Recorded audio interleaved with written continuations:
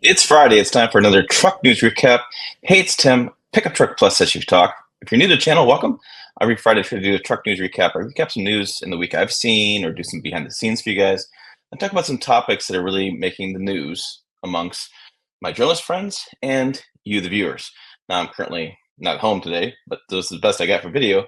Well, stick around, though. We got interesting topics for you. So this Truck News Recap is now sponsored by Warren Industries. Yes, Warren, the manufacturer of winches, has a new winch out there. It's called the Xeon series of winches.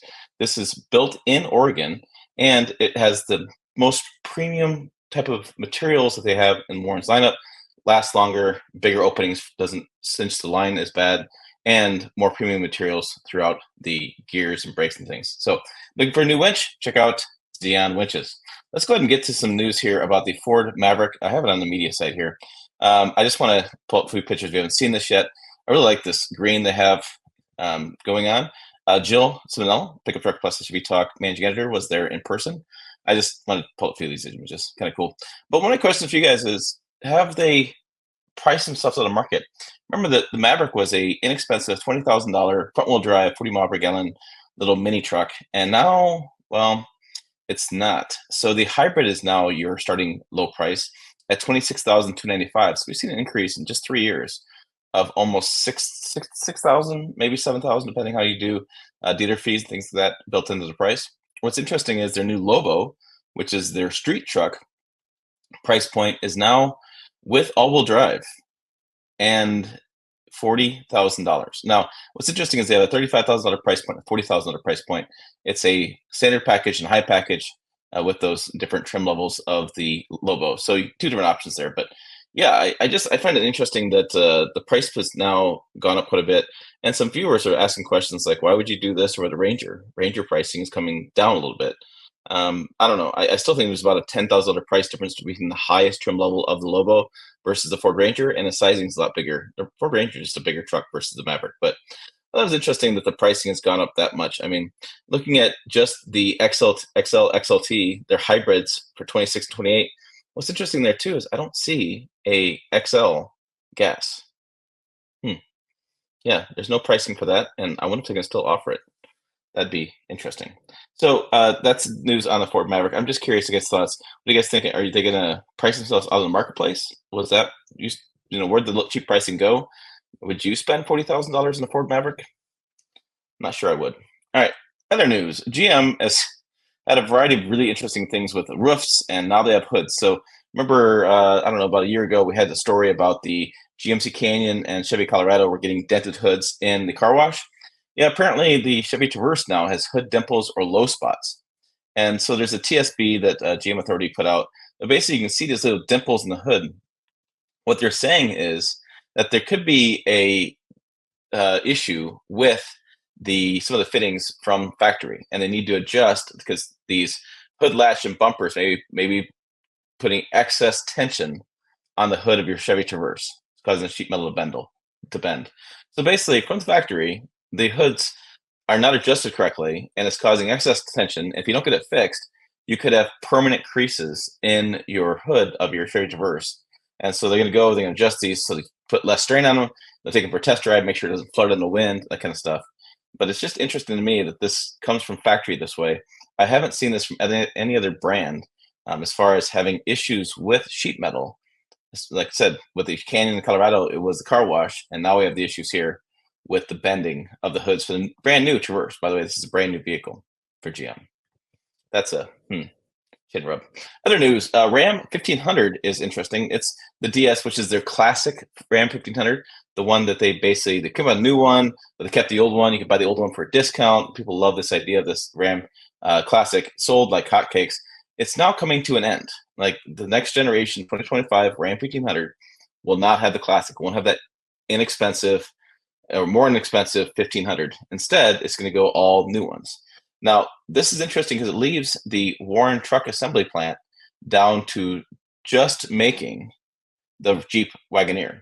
There's conversations about Dodge Durango changing, be more on the platform. But yeah, so Ram is making some interesting changes here yet again. And we said news from them last week with CEO Traverse, who was talking about how he didn't like the run rate at the Sterling Heights Assembly Plant, which, by the way, a UAW official came out and said, well, come on over, buddy.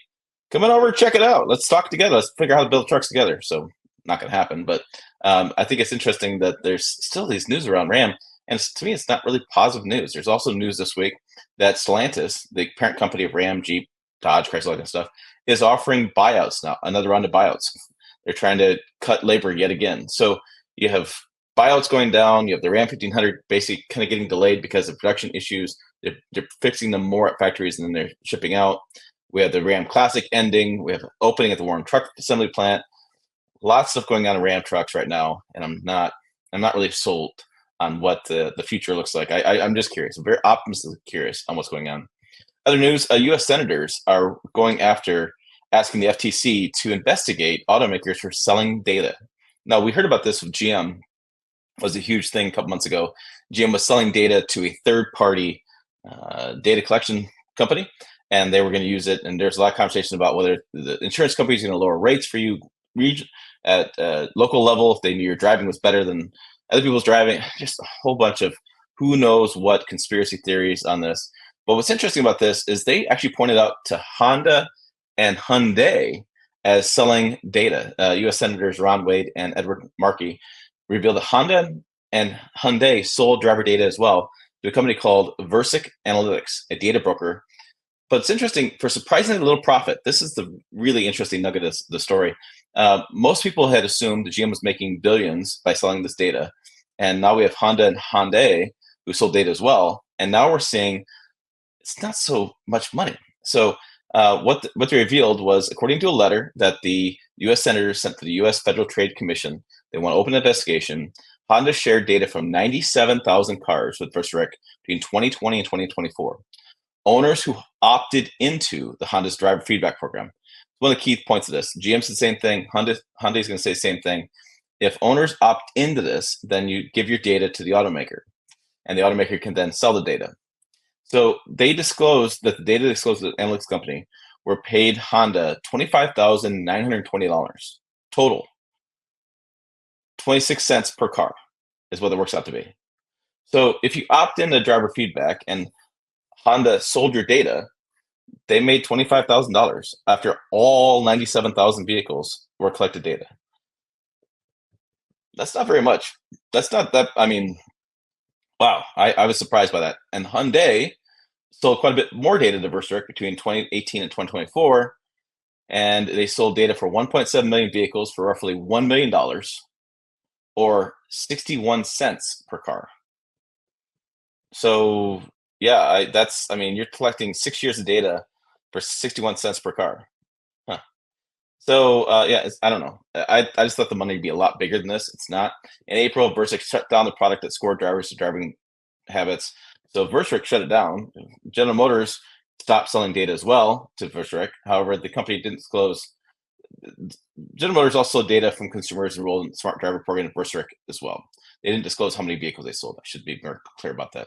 So it goes on. The story goes on, and basically Hyundai and Honda, similar name companies, both said, "Look, if you opted into this and you gave us express permission to share your data, we shared it. It's not a big deal. We stopped doing it. It doesn't really matter. We didn't really make much money." It's kind of what the whole situation was with all this kind of stuff. So it's interesting. I don't blame the senators wanting to get involved and doing more of an investigation, but currently 61 cents a vehicle or 26 cents a vehicle that you opted in to give them your data. I don't know. It seems like it took a lot of steam out of the fire on me as far as being frustrated by that. Other thing going on the website, we have Acura has ditched the in-car Sirius XM app. This is interesting. They Acura was like, well, you guys just can stream stuff anyway, so they started eliminating things. So Sirius XM could be the next thing being eliminated as far as the app in certain vehicles.